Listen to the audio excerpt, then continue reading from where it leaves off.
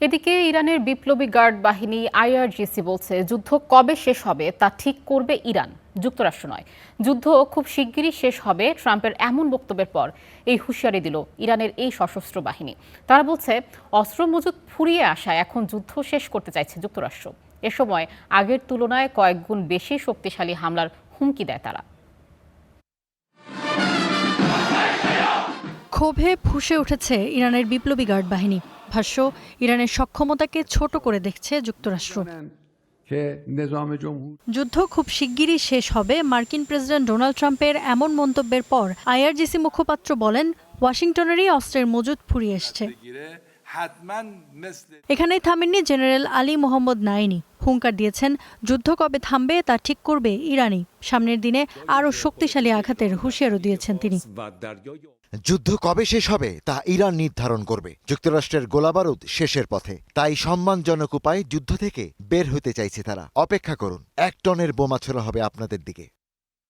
ইরানি রণকৌশলের তুরুপের তাস হরমুজ প্রণালী। মার্কিন ইসরায়েল হামলার পরপরই বাণিজ্যিক এই জলপথ বন্ধ করে রেখেছে ইরানি বাহিনী। ফলে বৈশ্বিক তেল সরবরাহ ব্যবস্থা সংকটে। এরই জেরে ট্রাম্পের হুঁশিয়ারি, তেল পরিবহনে বাধা দিলে এখনকার চেয়ে 20 গুণ জোরালো হামলার কবলে পড়বে ইরান। তবে তেহরান বলছে তেল নিয়ে বিশ্বে যে অস্থিরতা তৈরি হয়েছে তার জন্য ইরান দায়ী নয়। এছাড়া যুক্তরাষ্ট্রের সাথে আলোচনায় আর আগ্রহ নেই বলেও সাফ জানিয়ে দিয়েছেন পররাষ্ট্রমন্ত্রী আব্বাস আরাকচি। 3 দফা আলোচনা হয়েছে। মার্কিনিরাই বলেছিল যে বড় অগ্রগতি হয়েছে, কিন্তু এরপরই ইরানে হামলা হলো। তাই যুক্তরাষ্ট্রের সাথে আলোচনার ব্যাপারে তেহরান আর আগ্রহী নয়। বিশ্বজুড়ে তেল নিয়ে যে পরিস্থিতি তৈরি হয়েছে তা ইসরায়েল ও আমেরিকার আগ্রাসনের ফল। আমরা যা করছি তা কেবল নিজেদের সুরক্ষা নিশ্চিতের লক্ষ্যেই করছি। এর আগে ইরানের পররাষ্ট্র মন্ত্রণালয়ের মুখপাত্র অভিযোগ করেন, ভেনেজুয়েলার পর যুক্তরাষ্ট্র এবার তাদের তেলের দিকে নজর দিয়েছে।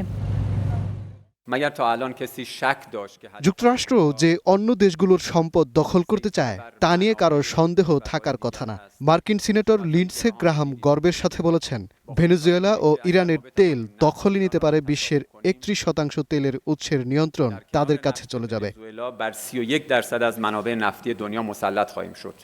যুদ্ধ শুরুর পর থেকেই ইরান অভিযোগ করে আসছে, ইসরায়েল ও যুক্তরাষ্ট্র আন্তর্জাতিক আইনের তোয়াক্কা না করেই ইরানে হামলা চালাচ্ছে। ইরানি পররাষ্ট্র দফতরের দাবি, এমনকি ইউরোপীয় অনেক দেশই এই আগ্রাসনের বিরুদ্ধে। Ifat Khandakar, star news.